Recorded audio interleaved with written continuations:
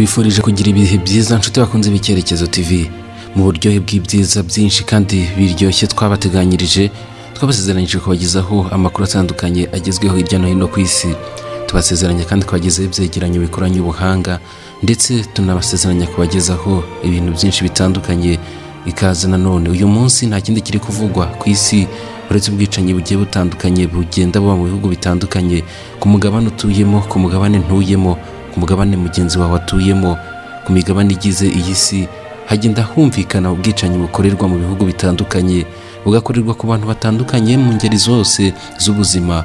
Uyu munsi nk'Icyerekezo TV twabateguriye urutonde rw'abantu bamwe mu bicanyi ruharwa babayeho. Nitubana muri iki cyegeranyo kugeza gisojwe, uraza kumva umugore bakeka ko ashobora kuba yarisha abantu basaga 650 n'abantu benshi cyane. Tubahaye ikaze mu bice bitandukanye muherereyemo. Icyo tugusaba kugira ngo tukugereho ako kanya no gukanda subscribe, like, share ndetse na comment kugira ngo ibintu bigende neza. Hari kandi abantu bagirwa gukora ku gihe bari ku muyoboro wa YouTube. Niba kandi subscribe gusa ntabwo bihagije, ahubwo ahantu handitse inzogera hariya no kugira ngo nitubona uburyo dushyiraho amashusho uhita uyabona ako kanya nta ni seconda ricimo, nyine ubone notification. Reka mbahe ikaze ku buryo burambuye. Kuri iyi si hari abantu bagiye babaho wavuga yuko ngo bavukanye umuvumo w'ubwicanyi cyangwa se inyota yo kwica, bagiye baba abicanyi ruharwa. Nk'abo ngabo tugiye kurebera hamwe abagiye babaho mu mateka y'isi, bivuga yuko ngo ari bamwe mu bicanyi ruharwa kugeza ubu ngubu bamenyekanye, nk'uko ibinyamakuru bitandukanye bigenda bibashyira ku rutonde. Uyu munsi turababwira byinshi cyane kandi twizera ko muri buze kunyurwa kandi mukumva amakuru ya nyayo. Aba ngaba boretse imbaga ndetse ibihugu bitandukanye barabiyogoza koko, bamenye amaraso menshi cyane bifashishije inkota, bifashishije imbaraga zabo bwite ndetse n'izindi ntwaro zitandukanye zishobora kwambura ikiremwa muntu ubuzima. Ku rutonde turaza kuhabona uwitwa Ted Bundy. Uyu nguyu yitwa Theodore Robert Bundy, yari umwicanyi ruharwa w'umunyamerika. Uyu nguyu yarashimutaga, agafata ku ngufu ndetse yibasiye kandi yica abakobwa n'abagore benshi ku myaka ye igera muri za 70. Icyo gihe nibwo yari ariho, maze birashoboka yuko ngo na mbere yaho yagiye akora ibikorwa bikomeye cyane, gusa muri za 70 nibwo yamenyekanye. Iyo winjiye neza mu buzima busanzwe bw'uyu muntu usanga ko ngo yabonye izuba ku itariki ya 24 Ugushyingo 1946, gusa ngo yapfuye yicishijwe amashanyarazi mu ntebe hari ku ya 24 Mutarama 1989. Yavutse n'ubundi hanze y'urushako kandi se ngo ntabwo yarazwi, ndetse bikekwa yuko ngo ashobora kuba yaravutse nyuma yo gufatwa ku ngufu kwa nyina. Yahamijwe kwica abagore basaga 30, nubwo we atigeze agaragaza umubare wa nyawo w'abantu yishe. Ninde uyoboye uru rutonde rw'abicanyi ruharwa babayeho? Turacyabagezaho byinshi cyane. Tugeze ku wundi ni John Wayne Gacy. Uyu nguyu yitwa John Wayne Gacy Jr., azwi kandi ku izina rya Killer Clown. Yari umwicanyi ruharwa w'umunyamerika, akaba yarasambanyije ku gahato kandi akanica byibuze abana b'abahungu ndetse n'abasore bagera muri 33 hagati y'imyaka y'1972 ndetse n'1978. ni mu ntara ya Cook muri Illinois. Jack the Rapper nawe amurya isataburenge. Jack the Rapper, uyu nguyu we The Rapper, izina rye ry'ihimbano yarihawe nk'umwicanyi ruharwa utazwi muri Whitechapel, ahangaha ni Londres. Nubwo atari uyoboye uru rutonde, ariko mu buryo bw'ubwicanyi we yicaga bunyamaswa, aho yisha abagore bagera kuri 5, cyane cyane higanjemo abicuruza cyangwa se abahabwa izina ry'indaya. Hari hagati ya Kanama ndetse n'Ugushyingo mu 1888.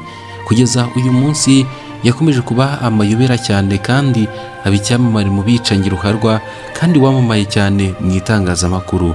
Gusa ntabwo benshi cyane barasobanukirwa iby'uyu mugabo bite byiwe.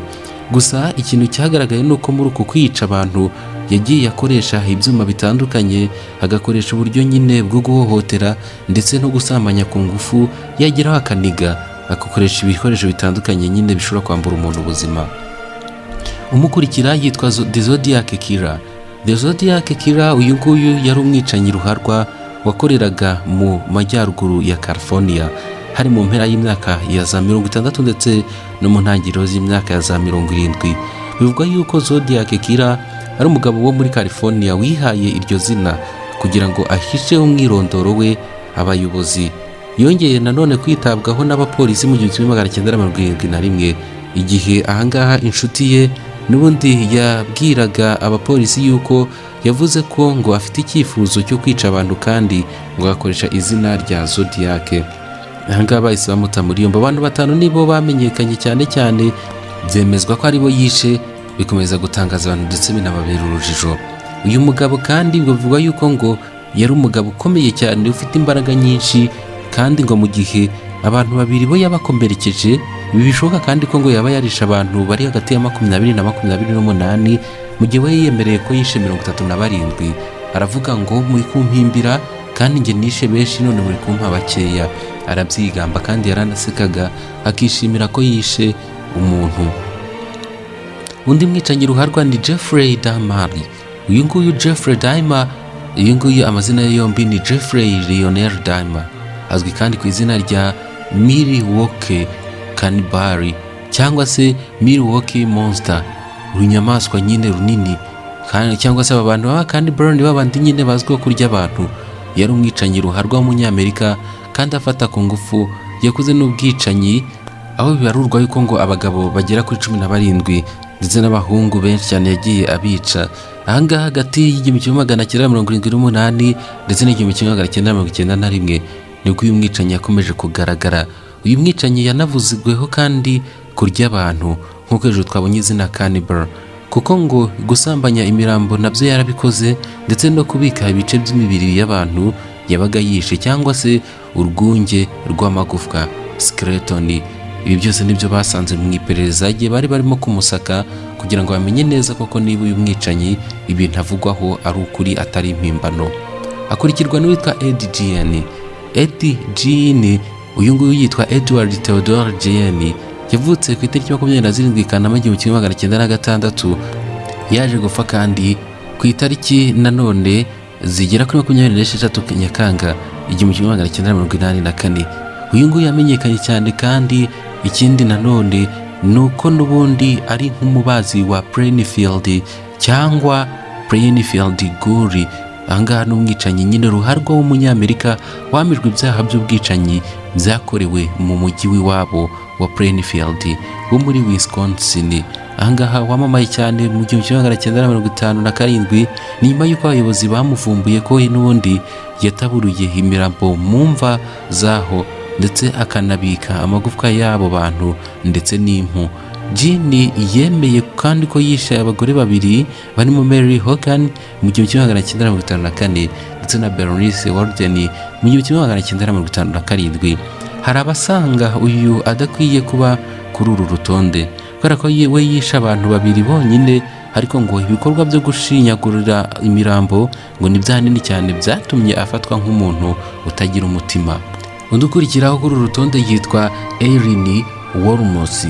Uyu mugore witwa Eileen Wuornos yari umwicanyi ruharwa w'umunyamerika wishe abagabo 7 muri Florida hagati y'1989 n'1990. Uyu mugore we ubwe yavuze yuko ngo abantu yishe babaga baramusambanyije ku gahato cyangwa se ngo bakagerageza kumusambanya ku gahato igihe yakoraga uburaya, kandi ngo we ubwe ubu bwicanyi bwose bwakozwe yirwanaho. Undi uza ni uwitwa Louis Garavito. Louis Alfredo Garavito Kiburosi azwi cyane kandi ku izina rya La Bestia cyangwa se Tribia. Uyu nguyu ni umunyakolombiya wafataga ku ngufu kandi akaba n'umwicanyi ruharwa. Mu 1999 nibwo yemeye gufata ku ngufu ndetse no gukora iyicarubozo no kwica abana 138. Hakurikiraho uwitwa Pedro Lopez. Pedro Alonso Lopez nawe n'umwicanyi ruharwa ukomoka muri Colombia. Uyu nguyu yafataga ku ngufu kandi akaba n'umwicanyi ruharwa. Mu 1990 nibwo yemeye gufata ku ngufu, gukora iyicarubozo ndetse no kwica abantu. Pedro Alonso Lopez nawe uyu nguyu kandi yakunze kugaragara mu kwica, aho abarurwa ko yishe abakobwa 110, ariko akavuga yuko ngo yasambanyije ku gahato kandi akica abakobwa barenga 300 hirya no hino muri Colombia, Peru, Equateur ndetse no mu bindi bihugu. Uru rutonde kandi ruriho uwitwa Elizabeth Bathory. ubundi amazina ye ku buryo burambuye uyu nguyu yitwa Countess Elizabeth Bathory de Esisedi. uyu nguyu yavukiye mu muryango wubashywe cyane, akaba ari umuryango n'ubundi wo muri Hongiriya, ariko ngo ntabwo byamubuzaga kuba umwicanyi ruharwa mu muryango wa Bathory. Ahangaha yari afite ubutaka bunini cyane mu bwami bwa Hongiriya. Bathory yavutse mu 1960 apfa mu 1614. Ikintu cyabaye ni ikihe? Nuko yanditswe na Guinness World Records nk'umwicanyi w'umugore wishe abantu benshi kurusha abandi, nubwo umubare wabo yishe utavugwaho rumwe. Hemejwe abantu 80, ariko bivugwa yuko ngo yaba yarisha abantu bagera kuri 650 nk'uko ibitangazamakuru bigenda bibitangaza. Mbere dusubikira ahangaha ubutaha twabagezaho urutonde rw'ibiki. Ibyo byose tuzabisoma mu bitekerezo muratwandikira handitse comment. Dushimiye ko twabanye neza kuri uru rutonde rw'ababicanyi ruharwa babayeho mu mateka y'isi. Nyabuneka ntusige ibara ry'umutuku rikiri umutuku cyane ahantu handitse subscribe, kandaho usangize bagenzi bawe kuri share ndetse unakande no kuri like. Turabakunda kandi tuzakomeza kubahaza ibyiza byose. Twifurije ibihe byiza mu bice byose bitandukanye muherereyemo.